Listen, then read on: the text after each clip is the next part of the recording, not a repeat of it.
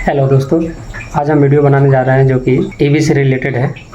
जैसे कि आपको दिख ही रहा होगा हर जगह जो कि ईवी की जैसे कि बसें चल रही हैं, इलेक्ट्रिक बस जैसे चल रही हैं, या ऑटो तो कम से कम 70-80% ऑटो का मार्केट उसने ले लिया, इसलिए कि तेल वाला बहुत कम ही लोग यूज करते हैं।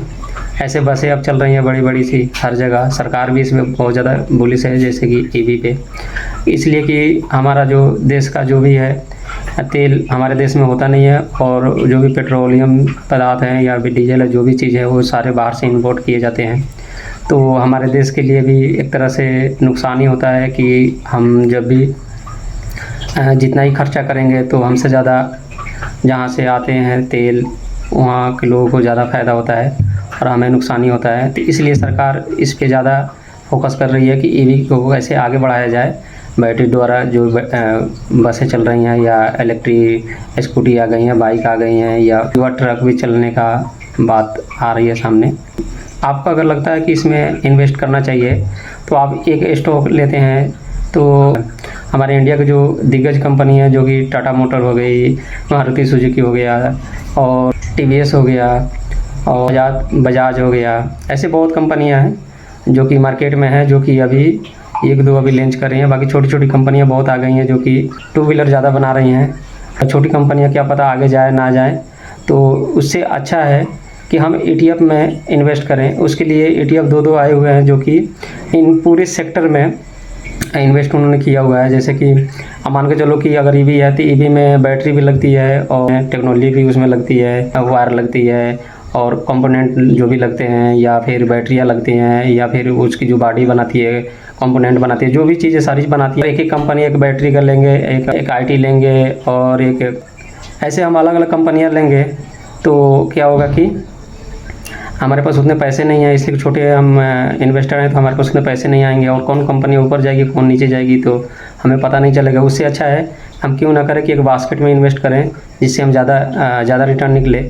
तो आज उसी के बारे में बात करना है कि कौन कौन से ऐसे ईटीएफ आए हुए हैं जो कि ईवी के ऊपर ईवी थीम के ऊपर पूरा फोकस किए हैं कि ईवी में जी वायर लगती है, और कंपोनेंट जो भी लगते हैं, या फिर बैटरियाँ लगती हैं, या फिर उसकी जो बॉडी बनाती है, कंपोनेंट बनाती है, जो भी चीज़ें सारी बनाती है, वो सारे के थीम पे ईटीएफ आए हुए हैं जो कि उसमें हम इन्वेस्ट करें लॉन्ग टर्म में तो अच्छा रिटर्न निकल सकता है। तो हम चलते हैं ईटीएफ की तरफ और बताते हैं कौन कौन सी ईटीएफ है जो कि सबसे अच्छी है, और वहाँ हम इन्वेस्ट करके 15 से 20 साल का ग्रोथ यहाँ दिख रहा है कि बढ़िया बनेगा। तो आप 15-20 साल के लिए अगर जाना चाहते हैं तो आराम से 30-35-40% का रिटर्न यहाँ निकल सकता है। चलते हैं सीधा ईटीएफ की तरफ। तो देख सकते हैं एक जो ईटीएफ है मीरा एसेट की तरफ से, Mirae asset EV and new age automotive. तो इसमें अगर आप इन्वेस्ट करते हैं तो ये पूरी थीमेटिक है, जो कि इसमें आप देख सकते हैं कि इसमें कौन कौन सी कंपनी है। देख सकते हैं इसमें टाटा मोटर है, मारुति सुजुकी है, बजाज ऑटो है, और एमएनएम है, और केपीआईटी टेक्नोलॉजी है। तो इसमें क्या है कि आपको टेक्नोलॉजी का भी, और ऑटो पार्ट जो कंपनियां बनाती हैं और ऑटो बनाती हैं उनकी भी सारी इसमें लोकेशन आ जा रही है। और इसमें रिलायंस भी है, तो टाटा केमिकल का भी लोकेशन दिया हुआ है, टाटा एलेक्सी भी है इसमें। तो आप देख सकते हैं इसमें अमर राजा बैटरी भी है, एक्साइड बैटरी भी है, इनविंडा है। देख सकते हैं इसमें सारी कंपनियों को इन्होंने पोर्टफोलियो बनाई हुई है। बहुत अच्छी ईटीएफ है जो कि आप लॉन्ग टर्म के लिए इसको देख सकते हैं। अगर इसमें अगर ईवी किसी कारण अगर ईवी के ऊपर कोई न्यूज़ खराब आएगी तो वो गिरेगी, मगर इसमें क्या है कि इसमें टेक्नोलॉजी भी है, केमिकल भी है, तो ये उतना नहीं गिरेंगी, ये थोड़ा सेफ हो जाएगा। इसलिए कि इनमें मिक्स है, लोकेशन मिक्स है, तो इसलिए इसमें रिस्क कम हो जाता है। दूसरा नंबर छोटी कंपनियां हैं आगे, टाटा मोटर, मारुति सुजुकी और बजाज के सामने टिकेंगे कि नहीं टिकेंगे कोई पता नहीं है, इसलिए कि अभी तो छोटे स्तर पे हैं तो इसलिए वो अपना गाड़ियां सेल कर रही हैं। मगर इनसे आमना सामना होगा तो क्या पता वो टिके भी या ख़त्म हो जाएंगी। तो वहाँ पे बहुत ज़्यादा रिस्क है, यहाँ पे रिस्क बहुत ही कम हो जाता है उसके मुकाबले। तो आप इस ईटीएफ को देख सकते हैं, इसमें बहुत कंपनियाँ हैं। तो अब अगर मेरा एसेट को लेना चाहते हैं तो इसको ले सकते हैं, नहीं तो एक और अभी लॉन्च हुआ है जो कि ग्रो का है, ग्रो का ईटीएफ है, जो कि ये आए हुए होगा अभी 1 महीने नहीं हुआ अभी, 15-20 दिन हो गया है, तो कोई 3% का रिटर्न दे रहा है। तो इसमें भी मैक्सी पोर्टफोलियो है, भी थीमेटिक ही है। तो आप इन दोनों ETF की तरफ देख सकते हैं। और ये ETF लेना जैसे म्यूचुअल फंड लेते हैं बस उसी तरह ये भी है, मगर ये स्टॉक की तरह सेल होता है और स्टॉक की तरफ बाय होता है।